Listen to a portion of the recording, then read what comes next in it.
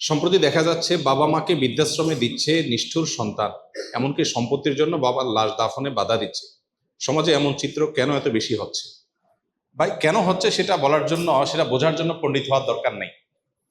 কোনো দিনদার, কোনো মুত্তাকি, কোনো পরহেজগার, কোনো আল্লাহভীরু মুসলমান সন্তান তার বাবা মাকে বৃদ্ধাশ্রমে দিতে পারে? পৃথিবীতে এমন একটা দৃষ্টান্ত হয়তো পাওয়া অসম্ভব হবে, যেই ছেলে আল্লাহ ভীরু, যে ছেলে আল্লাহকে চিনেছে, যে সন্তান আল্লাহর পরিচয় পেয়েছে, যে ছেলে মেয়ে কোরআন হাদিস অনুযায়ী নিজেকে চালাবার চেষ্টা করে, সে বাবা মাকে বৃদ্ধাশ্রমে দেওয়া তো দূরের কথা, সে বাবা মার মুখ থেকে উফ শব্দটিকেও সহ্য করার কথা না। অতএব খুবই পরিষ্কার, আজকের এই পৃথিবীর জাঁকজমকপূর্ণ এবং চাকচিক্যপূর্ণ যে দৃশ্য আমরা দেখতে পাচ্ছি, এর অন্তর্নিহিত এবং ভেতরগত দিকটা অত্যন্ত কদর্য, অত্যন্ত খারাপ। তার উজ্জ্বল উদাহরণ হলো এই বৃদ্ধাশ্রমের কালচার। যত তথাকথিত জাগতিক শিক্ষায় শিক্ষিত মানুষ, তত বেশি বৃদ্ধাশ্রমের কালচার সেখানে এস্টাবলিশড। এখান থেকে বোঝা যায় আখিরাতের প্রতি ঈমানের চেতনা, আল্লাহর প্রতি ঈমানের চেতনা যদি কারোর মধ্যে না থাকে, তাহলে তার অবশ্যম্ভাবী বহু করুণ পরিণতির একটা হলো বৃদ্ধাশ্রমের এই কালচার। যে বাবা মা ছোটবেলায় পরম যত্ন আদর দিয়ে সন্তানকে বড় করেছে, তিনি মুসলিম হোক অমুসলিম হোক, যে কোনো বাবা মা মানেই হলো বাবা মার প্রতি পরম যত্ন মমতা দিয়ে সন্তানকে বড় করে, কিছু অমানুষ হাতে গোনা ব্যতিক্রম বাদে।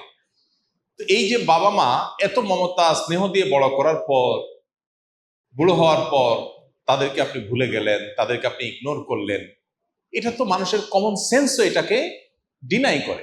অবশ্য আজকের যে পৃথিবী ডেভেলপড হচ্ছে, আজকের যে পৃথিবী প্রতিষ্ঠিত হচ্ছে, এখানে আমরা দেখতে পাচ্ছি সন্তানের প্রতি ছোটবেলা থেকে অবিচার করা হচ্ছে, যার কারণে তার করুণ পরিণতি বাবা মা বৃদ্ধ বয়সে পাচ্ছেন।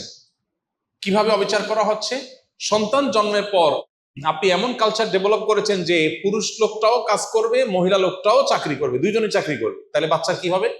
বাচ্চাকে দিয়ে যাবেন হলো কোথায়? বুয়ার কাছে বা বেবি কেয়ার, ডে কেয়ার। তাহলে যে বয়সে বাচ্চা মায়ের পরম আদর পাওয়ার কথা, বাবার স্নেহ পাওয়ার কথা, সে বুয়ার কাছে বড় হচ্ছে, বেবি কেয়ারে, ডে কেয়ারে বড় হচ্ছে। তাহলে বাচ্চার প্রতি বিচার করা হচ্ছে কি হচ্ছে না? এখন তো বাচ্চার আলাদা খাট বের হয়েছে, দুধের বাচ্চাকেও আলাদা খাটে শোয়ানো হয়, মা বাবার কাছেও শোয়ানো হয়। এই বাচ্চা যখন বাবা মার স্নেহ মমতা থেকে বঞ্চিত হচ্ছে, শুধু সেটা না, ওয়েস্টার্ন কালচারে 17-18 বছর বয়স হয়ে গেলে এরপরে বাচ্চাকে বলে কই আলাদা করে দেয় যে যাও তুমি এবার তোমার লাইফ গোছাও, তুমি প্রাপ্তবয়স্ক হয়ে গেছো, আমাদেরকে একটু এনজয় করতে দাও আমাদের মতো। আর মুসলমান বাবা মা সাধারণ চিত্র কি? বাবা মা কোনোদিনই চায় না সন্তান তার থেকে আলাদা হোক, সারা জীবন থাকতে পারলে আরো ভালো লাগে তার কাছে, না? আর ওয়েস্টার্ন কালচারে বাবা মাই চায় না যে 17-18 বছর পর আমার কাছে থাকো, বাইরে হোক দূর হোক, তুমি কোথায় থাকবা তোমারটা তুমি বুঝো, সরকার ভাতা দিবে, তুমি নিজে ইনকাম করো, করে যা খুশি করো, আমাকে এবার আমার মতো চলতে। যখন সন্তানের প্রতি মায়া মমতা বাবা মা তুলে নিচ্ছে, ছোটবেলা থেকেই তারা কর্মমুখী হচ্ছে, সন্তানের দিকে খেয়াল করতেছে না, তখন এই বাবা মাকে বৃদ্ধ বয়সে বৃদ্ধাশ্রমে রাখবে না, কি করবে? বুঝেন নাই কথা? আল্লাহর সিস্টেমকে যখন মানুষ ভায়োলেশন করবে, তার করুণ পরিণতি এরকম হয়। হ্যাঁ, আমি বলছি না যে বৃদ্ধাশ্রমে থাকা সব বাবা মা তার কৃতকর্মের ফসল পাচ্ছেন, আমি সবাইকে ব্লেম দিচ্ছি তা কিন্তু না। আমি বলছি কালচারাল সমস্যার কথা। অনেক বাবা মা সন্তানকে মানুষ মতো মানুষ করার চেষ্টা করেছেন, কিন্তু সন্তান কুলাঙ্গার এবং অমানুষ হয়েছে, এটা সন্তানের দোষ, বাবা মার দোষ না। এরকম বহু বাবা মাও আছেন। আল্লাহ তাআলা আমাদেরকে আদর্শ বাবা মায়ের ভূমিকা অবতীর্ণ হওয়ার তৌফিক দান করুন। শাহজালাল রহমতুল্লাহ আলাইহির মাজারের দান বাক্স সিলগালা বসলো প্রশাসনের নতুন দান বাক্স, এই উদ্দেশ্যকে আপনি কিভাবে দেখছেন? মাজারের দান বাক্সে যে পরিমাণ টাকা, কয়েকদিনের দান বাক্সে যে পরিমাণ টাকা উঠছে, কত লাখ টাকা জানি উঠছে না? 17 লাখ টাকা। কয়দিনে? 3-4 দিনে। সুবহানাল্লাহ। তাহলে মাসে কত টাকা হয়? তাহলে বছরে কত কোটি টাকা হয়? এই টাকাগুলো কই যায়? অবশ্যই এই টাকার তসরুপ বা এই টাকা আপনার তথাকথিত খাদেমরা বা পেছনে থাকা লোকেরা যদি এই টাকা ভোগ করে টাকা পয়সা উড়ায় বা টাকা অন্যায়ভাবে আত্মসাৎ করে, তো সেখানে তো প্রশাসনের কাজ করাই উচিত। প্রশাসন তো এমন এই কাজ যদি সেটাকে দমন করার জন্য হয় এবং এটা প্রপার ইউজের ব্যবস্থা করা হয়, তাহলে এটা প্রশংসনীয় কাজ, অবশ্যই প্রশংসনীয় কাজ। আমাদের দেশে মানুষ কত সহজ সরল, আমরা মাজারে টাকা দেই। মাজারে কেন টাকা দেই? বিপদ দূর হওয়ার জন্য না? মাজারে টাকা দিলে মনের আশা পূরণ হবে, বিপদ দূর হবে, এতে কোরআন বা হাদিসে কোথাও আছে? নাই, কিন্তু আমরা দিচ্ছি। বহু মসজিদ টাকার অভাবে বানানো যাচ্ছে না, বহু মাদ্রাসা টাকার অভাবে ছেলেরা বাচ্চারা খাবার পাচ্ছে না, বহু গরিব মানুষের বাসায় খাবারের ব্যবস্থা নেই, বহু বেকার সামান্য একটু টাকার জন্য বেকারত্ব দূর হচ্ছে না, অথচ মাজারে গিয়া লাখ লাখ কোটি কোটি টাকা মানুষ ঢেলে দিচ্ছে মিথ্যা আশায় যে এখানে দিলে আল্লাহ আমার সমস্যা দূর করে দিবে। আল্লাহ তো বলেন নাই। শাহজালাল সাবরান রহমতুল্লাহ আলাইহিমা তারা নিজেরাও জীবদ্দশায় বলেন নাই যে আমাদের মারা যাওয়ার পরে আমাদের কবর পাশে টাকা ঢেলে দিলে তোমাদের কাজ হয়ে যাবে। তারা বলছেন কোথাও? কেউ দেখাতে পারবে?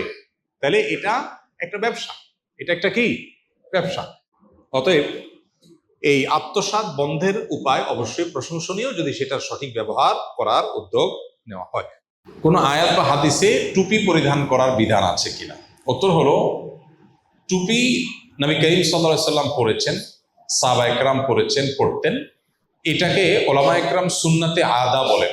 সুন্নতে আদা, সুন্নতে ইবাদা না। সুন্নত দুই প্রকার, একটা হলো অভ্যাসগত সুন্নত, আরেকটা হলো ইবাদতগত সুন্নত।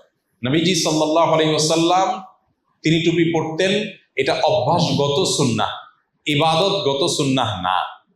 এই জন্য আরবের মানুষের মধ্যে টুপি পরার সংস্কৃতি ছিল, সেটা তিনি বহাল রেখেছেন। কোন সংস্কৃতি তিনি বহাল রেখেছেন সেটা ইসলামের দৃষ্টিকোণ থেকে অভ্যাসগত সুন্নাহ হিসেবে বিবেচিত হবে যদি সেটা ইবাদতগত সুন্নাহ হিসেবে সাব্যস্ত না হয়। যেমন নবী করিম সাল্লাল্লাহু আলাইহি ওয়াসাল্লাম লাউ খেতে পছন্দ করতেন, এটা তার অভ্যাসগত সুন্নাহ, ইবাদতগত সুন্নাহ না। অভ্যাসগত সুন্নাহ যদি কেউ পালন করে নবীজির মহব্বতে সে সওয়াব পাবে।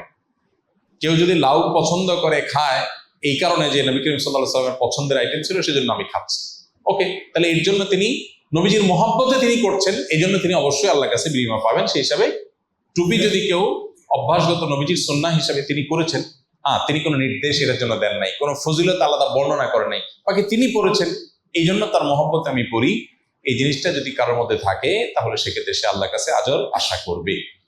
আর টুপি এখন গোটা বিশ্বে মুসলমানদের প্রতিষ্ঠিত শেয়ার বা নিদর্শনে পরিণত হয়েছে। অর্থাৎ টুপি দেখলে বোঝা যায় এই লোকটা মুসলমান। মা বোনদের হিজাব নেকাব দেখলে বোঝা যায় এই ভদ্র মহিলা মুসলমান। কোনো কিছু যখন শেয়ারে পরিণত হয়, মার্কা বা ইউনিফর্মে পরিণত হয়, তখন সেটার একটা আলাদা গুরুত্ব এবং তাৎপর্য চলে আসে। তাহলে টুপি পরা কোনো ফরজ ওয়াজিব না, ইবাদতগত সুন্নাহ বলা যায় না। কেউ যদি জীবনে টুপি নাও পরে আল্লাহর কাছে তার কোনো জবাবদিহিতাও নাই। কিন্তু নবীজির মহব্বতে, সাহাবা একরামের মহব্বতে কেউ যদি তার অভ্যাসগত সুন্নতের অনুসরণ করে সে আল্লাহর কাছে আজর আশা করবে। আর মুসলমানদের এটা একটা নিদর্শন, গোটা বিশ্বব্যাপী প্রতিষ্ঠিত হয়ে গেছে, নিদর্শনের আলাদা একটা ভ্যালু আছে, সেই ভ্যালুটা টুপির ক্ষেত্রে অবশ্যই প্রযোজ্য।